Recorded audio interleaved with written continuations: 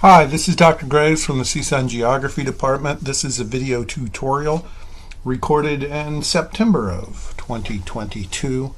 It is designed to help students in Geography 107, Introduction to Human Geography, learn how to log on to the VSL or My CSUN software in order to open ArcMap 10.8, could be 10.9, something else in the future.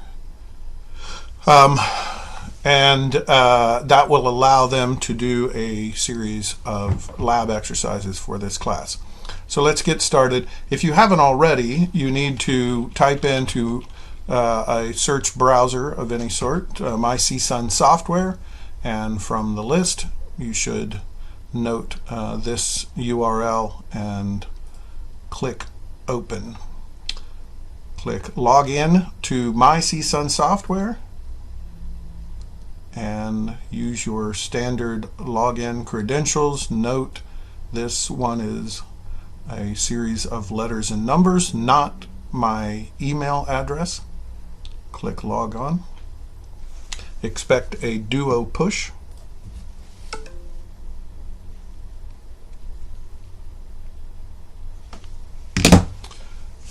Do not update your password. Click no thanks. Click on ArcMap 10.8,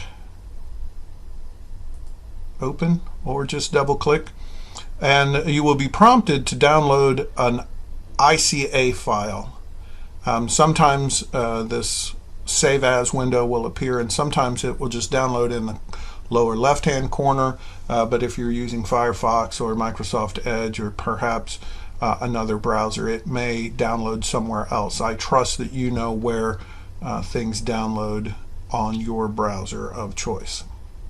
Click save, and after a moment it's downloaded. You can double click to open the ICA file, which allows your computer to take over another computer, a remote computer, and so there will be a series of these nag warnings here asking you about permissions to use or connect. So click permit use,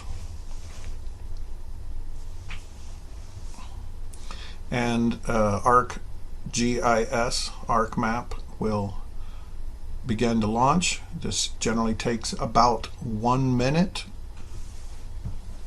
A little less this time.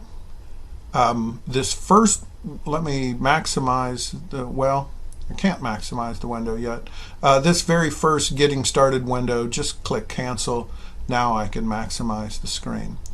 Normally we would try to connect to a server on campus, but there are problems with that option this semester. So instead, click on File and go to ArcGIS Online.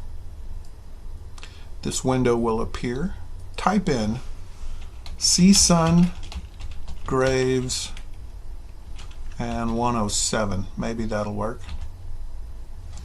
And for the moment, there is Introduction to Lab 1. This is exactly what you want to open, so click open, and it will take a minute or 30 seconds for this to load.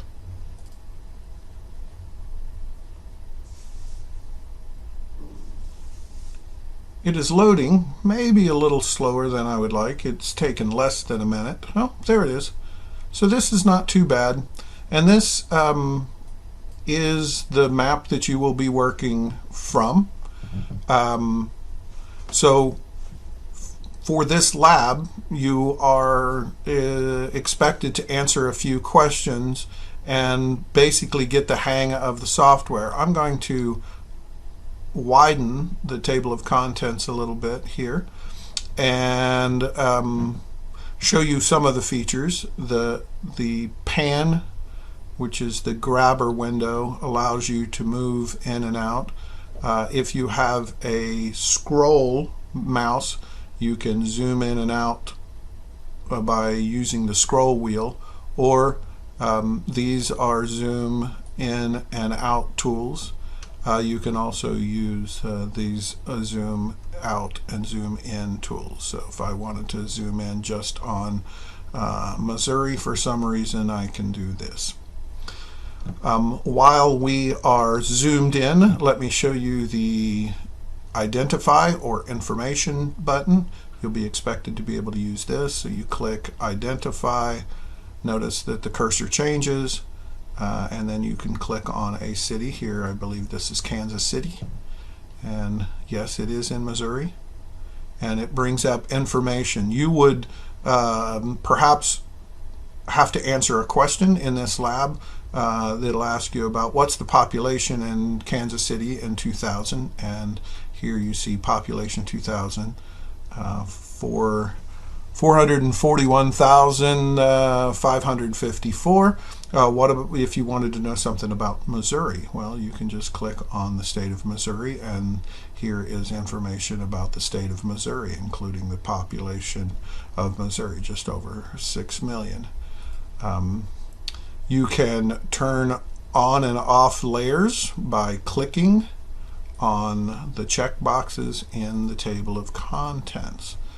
The other tool that you are expected to learn during this assignment is the location and use of the attribute table.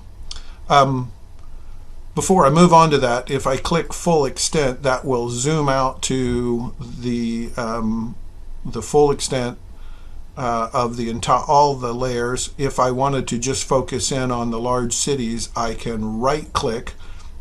For those of you using a Apple or perhaps a Chromebook without a right button and a left button, that's a 2-finger click, so a 2-finger tap.